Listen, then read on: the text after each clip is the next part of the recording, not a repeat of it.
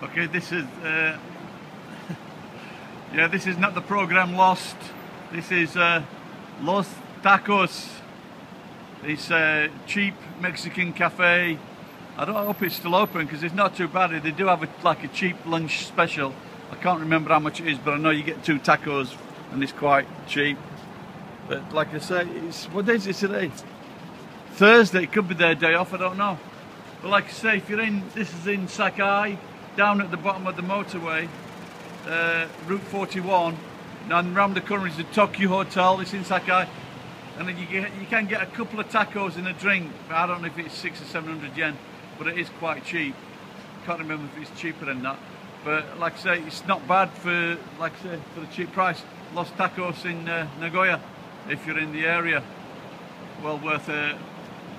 They do sell beer as well, but like I say, it's well worth a visit.